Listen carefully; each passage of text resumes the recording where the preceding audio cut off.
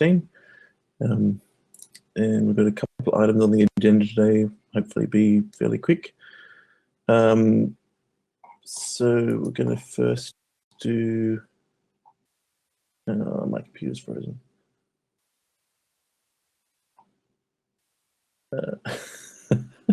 Let's do a stand-up first. Who wants to go first?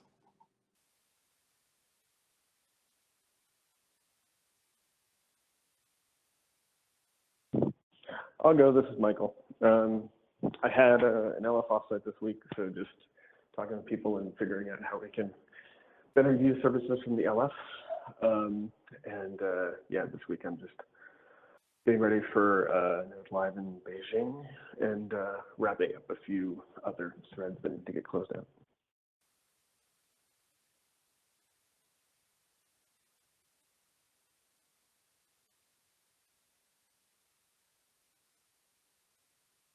Sorry, I missed whatever has just been said because my computer froze. So we're doing a stand-up. Michael, you just did your stand-up, is that right? Yep, I did. Yep. Okay. I'll quickly say mine. So I've been taking time off and spending most of this week trying to catch back up again. Been trying to handle the security stuff as well, the OpenSSL release. That's a little bit behind schedule. 0.12 and 0.11 turning out to be a bit more of a problem than they should have been. But sorry, 0.12 and 0.10. But we should hopefully have them finished up today sometime. So thankfully we didn't set the very strict timelines for releases, so we should be okay. Who'd like to go next? Hey, this is Jeremiah. I haven't really done anything on the TSC end, so.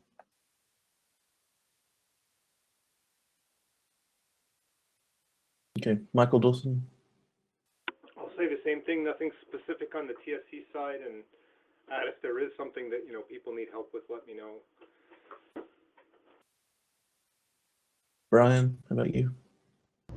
I've got some updates from the inclusivity working group. We had a meeting this morning in which we basically set some medium-term priorities for the group. The biggest thing we want to focus on is fleshing out the moderation framework for the project. We made some really good progress since last fall, and we kind of want to continue that. And we've got some ideas to hopefully help reduce some of the vitriol in some of the more heated conversations. So that's going to be our biggest focus. There's a few other things that we want to work with. We want to collaborate with some of the other working groups on some of the onboarding that we have for Node, both as new users, just like going to Node.js.com, and also for people who want to get more involved in the project. And we're also going to kind of start a dialogue about translations for some of these threads that are kind of going really moving quickly, and it's hard for people who aren't native English speakers to participate. See if maybe there's something that makes sense to do there to help with that. So as a note, most of those things were started a while ago, but we made good progress on what we can actually do next about investigating them. Yep, and I think that's it for me. Alexis? Nothing at the TSC level, investigating libuv bugs on Windows that have quite a severe impact on Node.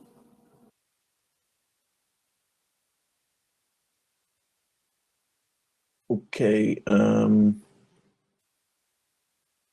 so I think that's everyone. Oh, Michael, you don't have access to the doc, is that right?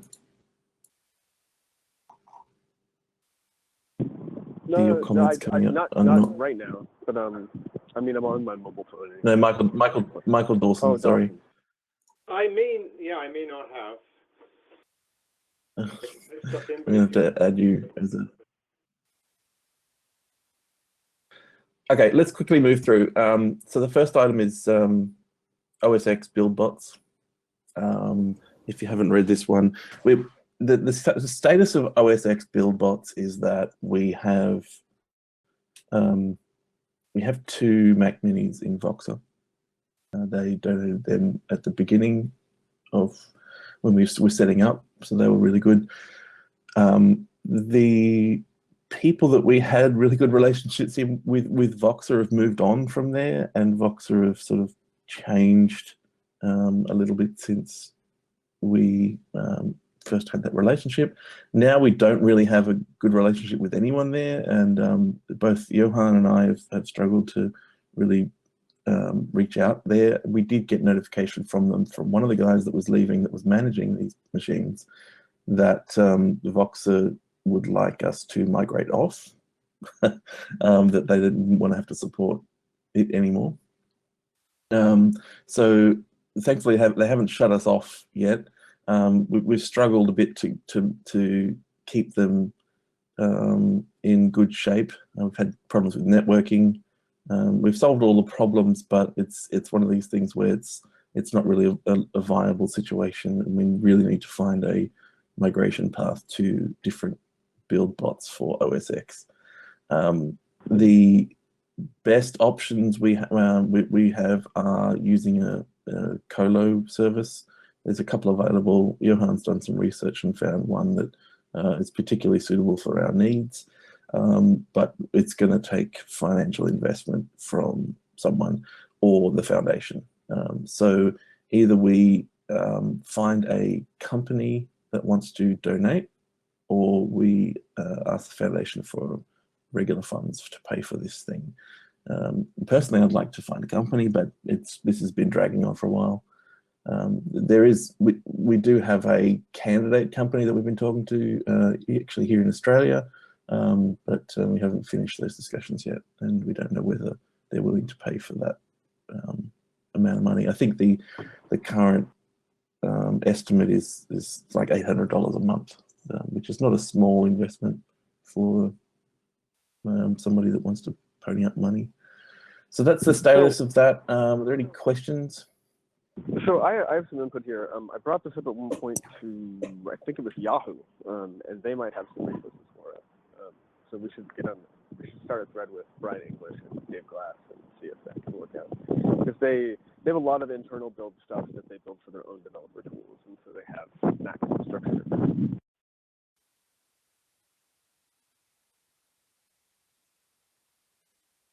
Oh, and also in terms of budgeting, this is a good time to know if we need that budget, because the Foundation's budget goes June to June, because we started in June, and so we're reforecasting and doing the budget just till the end of the year. So we're reworking that right now. This is actually a good time to put something like this in there.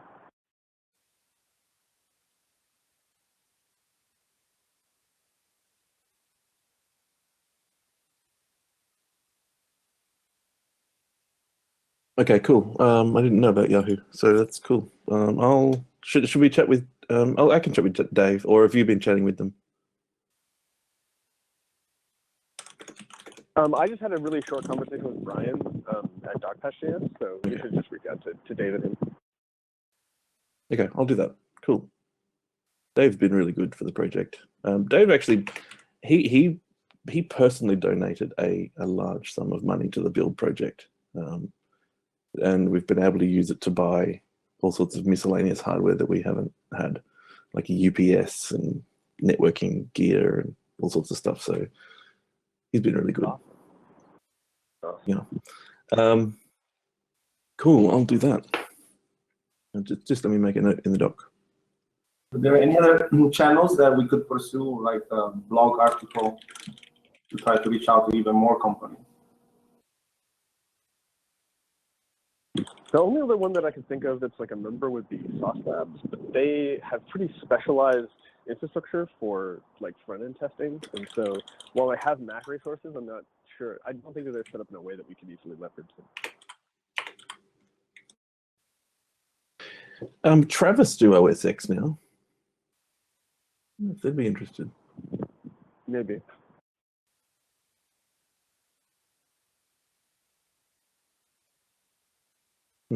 Okay.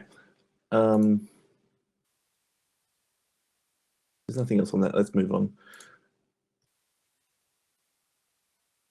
The next one is issue number 84, which is defining node core.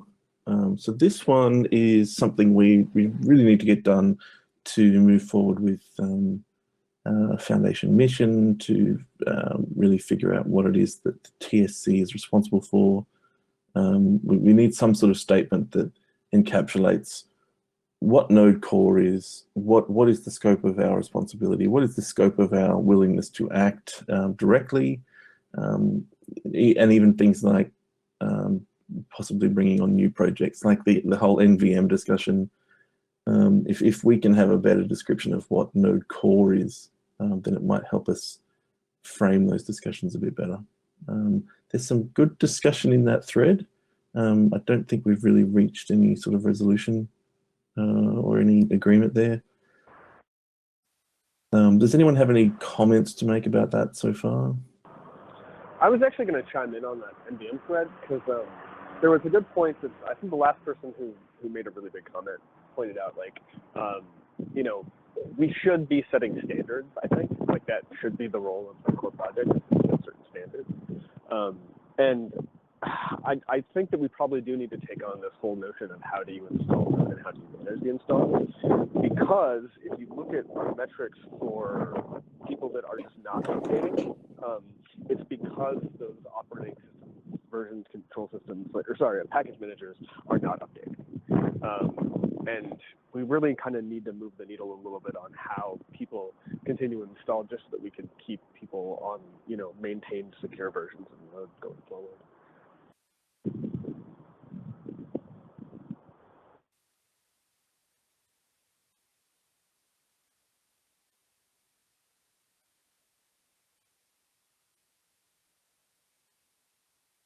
I had a question about issue 84, define Node.js core. I think it would help people answer that question to understand how the definition is going to be used. Because there could be multiple answers to that question, right? But what is the purpose of this definition in this context? Is it what the TSC wants to have authority over? Or is it something else? I think that like we don't want to define how people use Node. We want to let how people use Node define how people use Node. And what we really need is a mechanism by which we figure out, okay, when is it our responsibility to help enable that? So for instance, something like JerryScript, right? Like people are using Node as a Node ecosystem to compile down to something that is not even totally shipped. Like, what is the level of support that we want to give them? And I mean, Trevor has some really good ideas here about, like, you know, producing a better kind of defined JavaScript API for compilation targets. That would really help support them, but that's like not code that ships in Node really. So we need a scope that could possibly encapsulate that.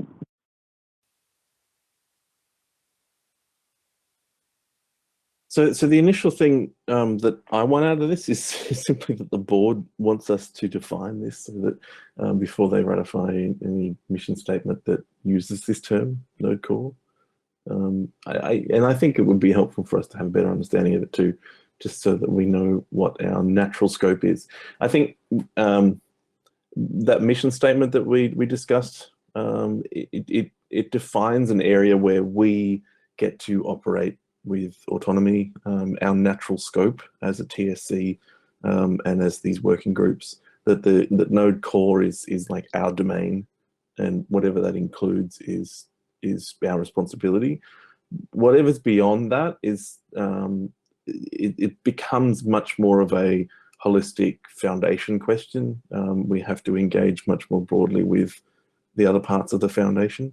So we have to go and involve the executive, talk to Michael. We have to talk to the board in some cases to, you know, get agreement on strategy. You know, it's because it's much more it's sensitive, potentially sensitive and strategic, rather than just node core.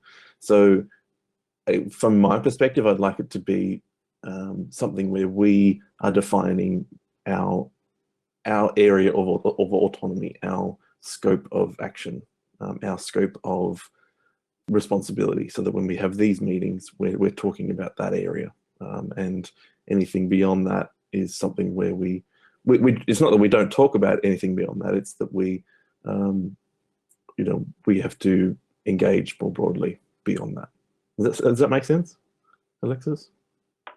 Yeah, I think I would just put it in this other perspective is like we have a charter with the foundation where we have full autonomy over something, and that is defined as sort of like the node project, and how we define the scope of the node project. It doesn't say like we can't do things outside of that scope, but just that we wouldn't completely have autonomy from the board in order to do that. Yeah, that does help. So this is a question about what is the scope of the TSC, basically.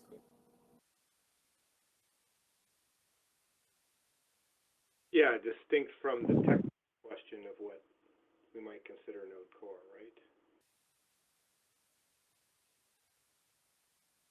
Yeah, and if you think about it in terms of the projects that are wanting to come on board, do they fit within that scope?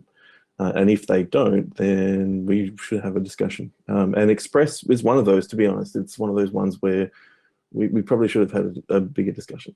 libuv, not so much, I would think. I think that fits more naturally within our scope. But NVM is an interesting one because it's not completely logically outside of our boundaries, but maybe it is. So I think that's one of those clarifying points. Do we consider that kind of functionality to be part of Node Core? I think the functionality of NVM is sort of at the level of Node GIP. Honestly, it's sort of like an install thing. It's not something that is necessarily required for it to work, but well, see, that's an interesting point because both NAN and Node GIP are they sort of are required because they to use Node effectively, you need these tools. It's like NPM, you need NPM to use Node. NPM sort of falls within the Node Core thing, but I think, but it's got a body taking care of it, so we don't need to worry about it so much. It's like V8, when V8's very much part of Node Core, but it's already taken care of. I guess yeah, but potentially V8 could say, hey, can we put this in the Node Foundation, or Chakra, can we put this in the Node Foundation? I mean, like these are questions that we could get, and these do get fun. There's also other wrenches that we probably want to throw in here too, because there are things that the community and even frankly the board are looking for us to take responsibility for that are risk areas to Node users that kind of fall outside of Node Core a little bit, right? Like what is the security story for the module ecosystem, and where do you report vulnerabilities to the module ecosystem? Like that's something that we probably need to be responsible for. Something like how do you install Node speaks to the stability of Node going forward and what our cycles are for maintenance, because the way that you install Node in many ways dictates what your upgrade path can be.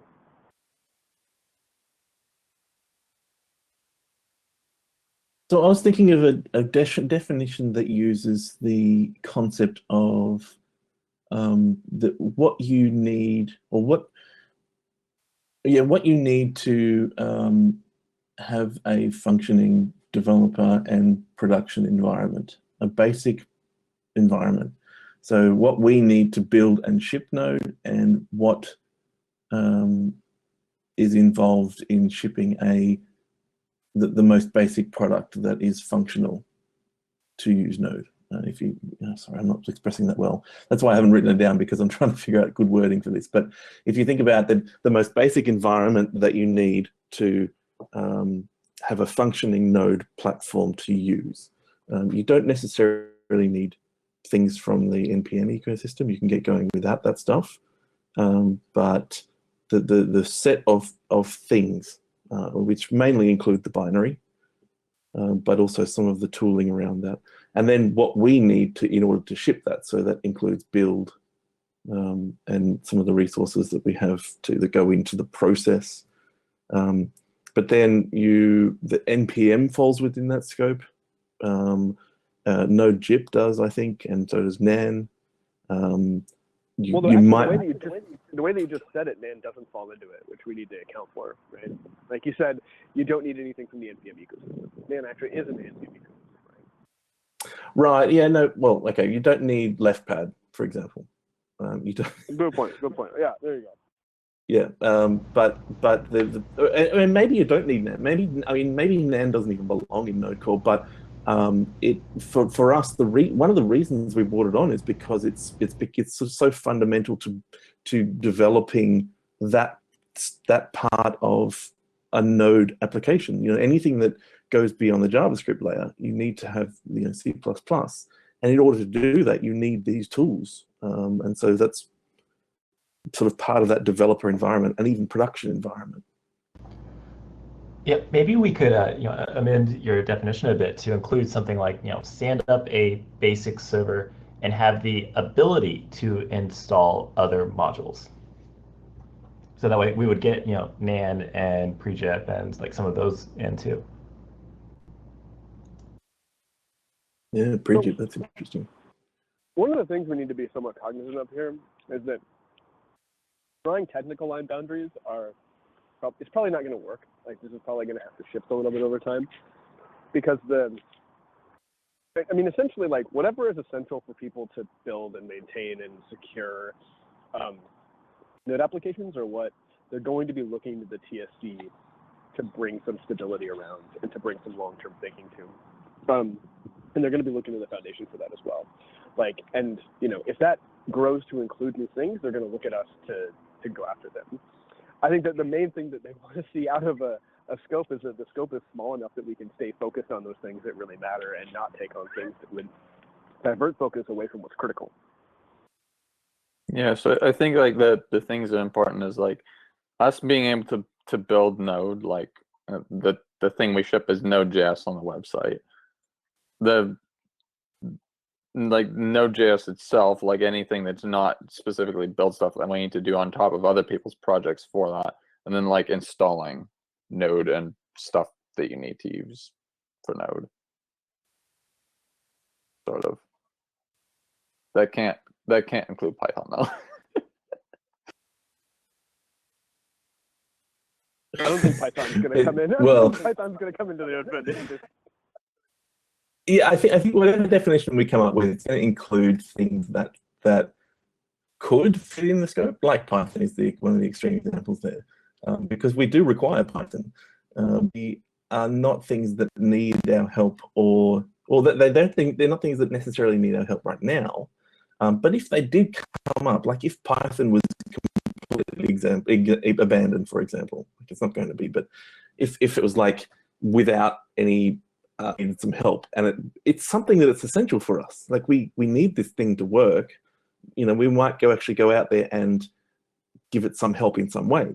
NPM is an example of that as well, which is more easy to think about, because what if NPM Inc. went bust and we were left with this essential piece of our environment?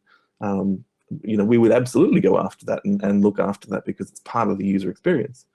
And V8, OpenSSL, Sierras, all these things are part of that many of them don't require anything from us, but they may do. And if we were without them, or if their quality lessened in some way, that would impact us. So we have to care about those things. Yeah, another thing to keep in mind here too is that this is really just about what we have autonomy to do within this foundation. It may be that there's something that we need to do in another foundation. It could be that there's like something that we need to do with the Node Foundation, but we don't need full autonomy for. Like we participate in the conferences and a bunch of the marketing stuff. We don't have autonomy over that. We just participated in it's important to us on the technical side.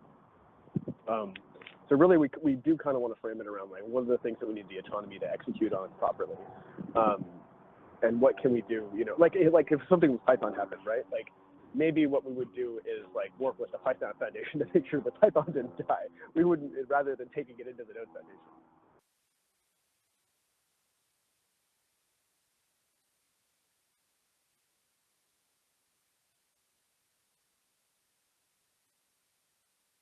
I think we beat this to death again today. We can probably move on.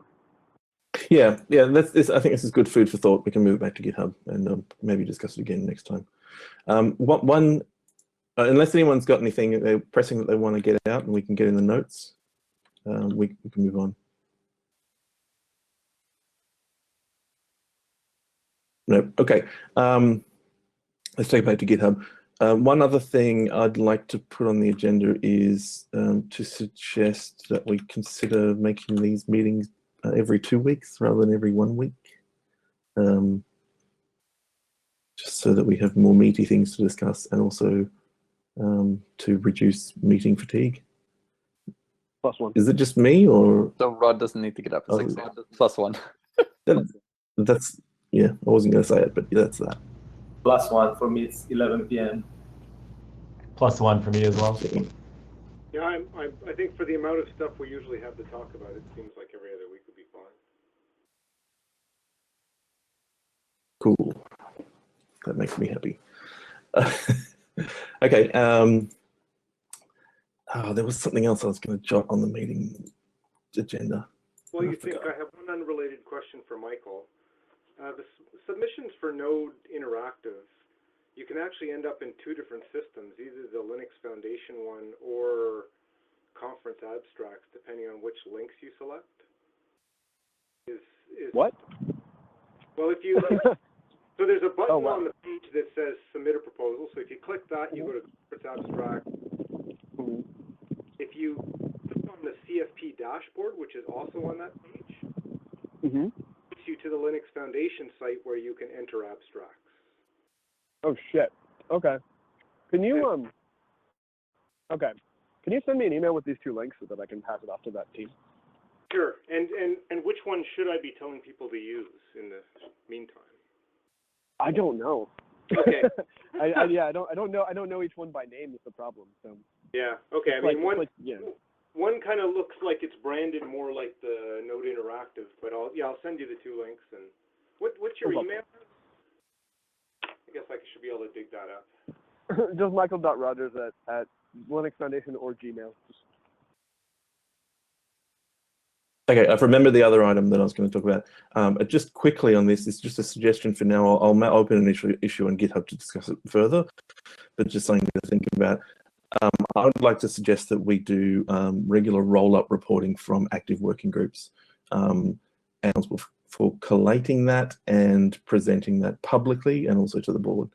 So that would mean, I think probably something like every 2 months, like not every month, or we don't want it to be too onerous, but asking working groups that are active to report on what they've been doing, what they are planning on doing, anything that helps us understand their activity and where they're going and where they're taking us, so that we can then present that in a format that we can evangelize and promote, and we can also pass on to the board so the board can feel that they understand what we're doing and that we can understand what's going on as well. So I'll open an issue about that, but does anyone have any thoughts on that for now? Yeah, this is really similar to what we do with the marketing committee, actually. So, like, the marketing committee does these, like, really regular reports on all the analytics and stuff, and then I take the highlights from that and basically bring it into the board meeting. I think, though, because all of our members are already on the marketing committee, that if they want to look at the longer materials, they can. For this one, we may want to, like, prepare a longer material that could be, like, another exhibit, and then just present, like, kind of a really high-level stuff.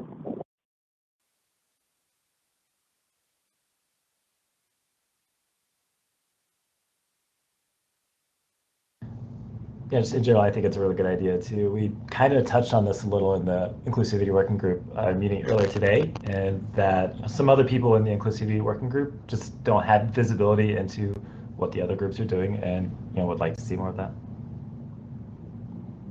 Yeah, there's the common refrain that I keep on hearing. I'm sure you guys do as well.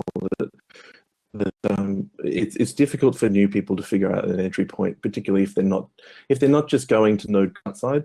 It's difficult to figure out what the working groups do, what the entry points are. So that, I think that's definitely within our scope. That we need to figure out how to make that a better experience. So that sort of comes into this whole area of reporting. So we need to figure it out. Also, the public board meetings are now like a much more kind of public affair. Like they get broadcast on YouTube, and they're there as a YouTube video afterwards. So this also gives us like a nice kind of formatted view out to board meeting.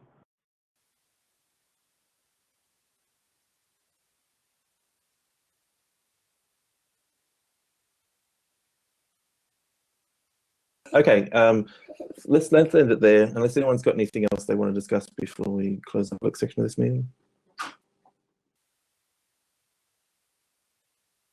No. Okay. We do have a Q&A section on the thing, so how about we leave it for a couple of minutes just to see if there's anyone on the listening to the live feed that wants to comment either on YouTube or on the GitHub issue or on IRC. If you've got any questions for us. Jeremiah, do we have any listeners? We do have a couple listeners, 5 right now.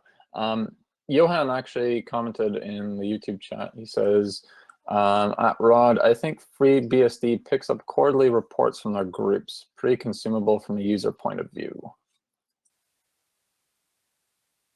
Quarterly is good. Yeah, cool. No, we need this to be something where we can point users to and people that want to know what's going on. This is it's part of justifying our existence. Even what are we doing here? Why do we have complicated structures? Why do we have meetings? Yeah, I think it's a good accountability thing too.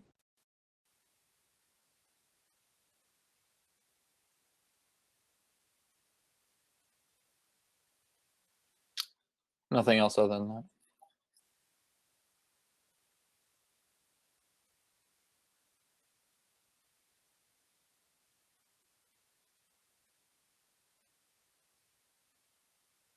Okay,